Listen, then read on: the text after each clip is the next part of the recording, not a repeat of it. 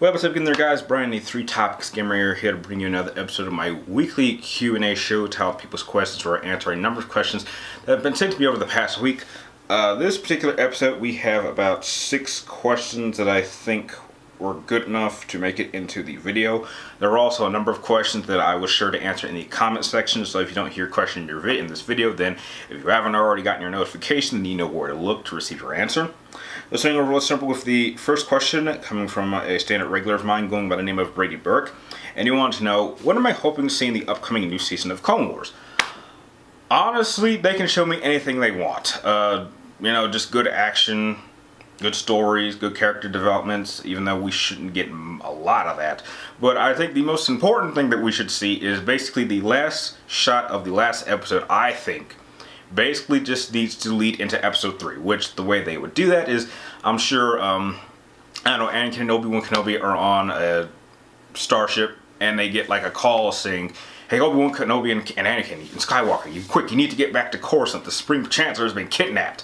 And it's like, okay, well, let's head back to Coruscant. And then that's where they cut to black, or they cut to stars, and that perfectly leads into episode 3. That's the one thing I think that this last season has to have, without question. Next question comes from Least Like Critic 75. Interesting name. And you want to know, am I a fan of The Matrix, and if so, what are my thoughts on The Matrix 4? Yes, I am a fan of The Matrix. What are my thoughts on Matrix 4? I'm a little bit confused because if they were going to do a Matrix 4, I really would appreciate if they could at least give us an idea of what this is going to be about. Because they announced I don't want to spoil it, the 2 main characters that they plan on bringing back. But the problem with that is, aren't they dead? So how do you have a sequel to a series that ended with 2 characters that are pretty much confirmed that they couldn't come back? They were dead. So I don't even know what this is going to be. I don't know what it's going to be called. I mean, what do you call this? Matrix Rebooted? I mean, isn't that kind of the same thing as, Reloaded? Matrix Rebirth? Matrix... They don't have to go into story specifics, but I would have appreciated if they could give us an idea of what we are getting, because I've heard rumors that they're going to do like it's kind of like a prequel in which we're going to deal with like a young Morpheus, or they're going to do something involving the machine, giving people a choice of whether or not they want to be awakened or if they want to stay connected to the Matrix because they see the real world and it sucks. But I personally would just like to know, just an idea of what a sequel to Matrix Revolution could be about. That's all I'm wanting. I don't want story specifics, just give me an idea, because as it stands right now, I don't even know how you could continue it. But if they think they can, then all the power to them. Next question comes from Blaring C89, and you want to know, if I were to take Merlin and put him in a Final Fantasy game, which would it be and why? Merlin. I've never played this game before, but I would probably put him in the first Final Fantasy game, simply because if I remember, technically if you put Merlin in Final Fantasy 1, he would just play the role as the Black Mage.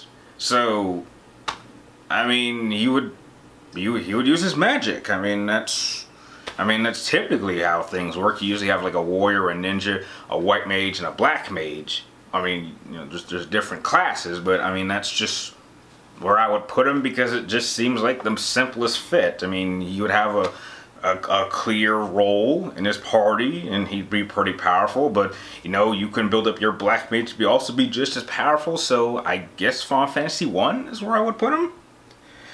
Next question comes from Daniel Villegas, and your question is really confusing because of how you structured it. I don't know how you did this, but I kind of am not sure what your question is. But the way you typed it is, why do you think versus in your opinion should finish?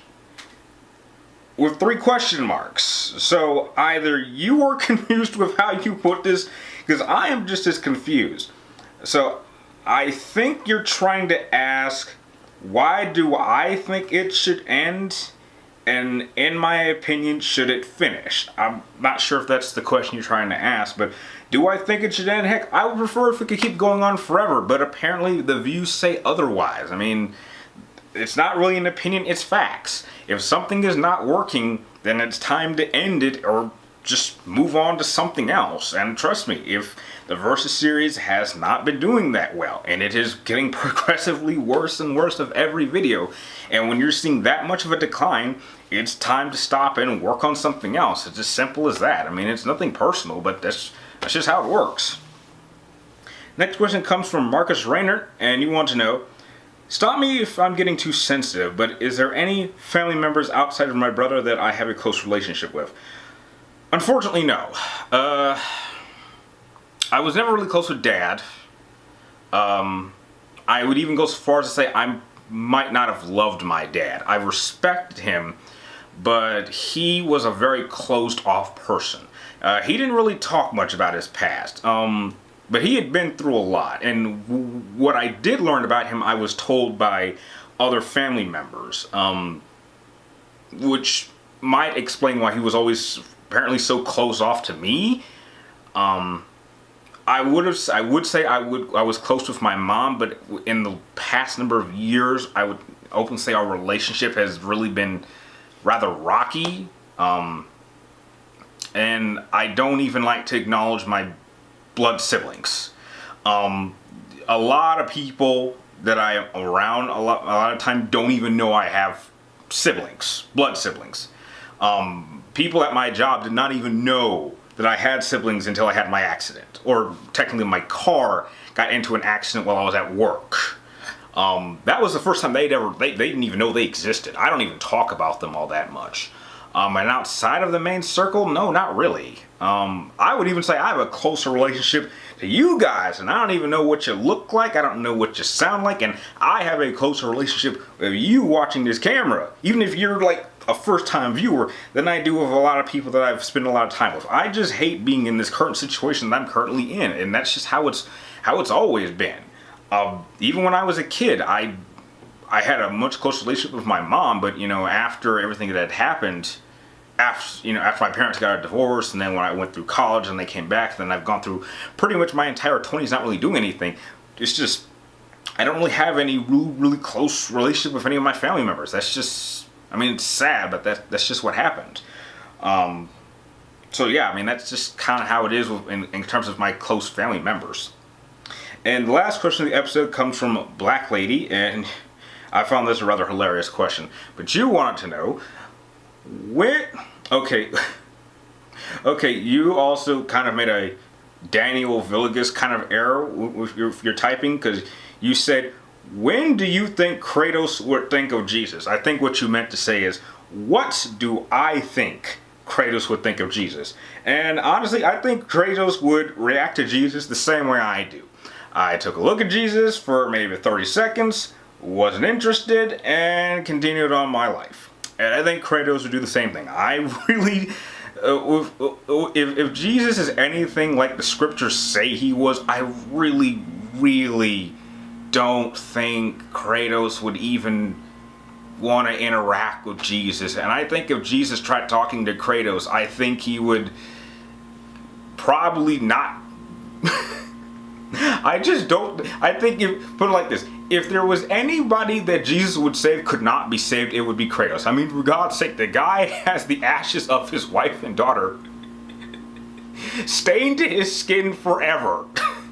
That's about as bad as you can get. I don't even think Jesus could save Kratos of as much death and destruction. This guy is a god killer. I really think Jesus would kind of want to avoid Kratos and let him do his own thing. So yeah, I don't think Kratos would. I really don't think he would give Jesus much of his attention. Kratos has got too many things in his life to want to interact with someone like him. But that's just what I think.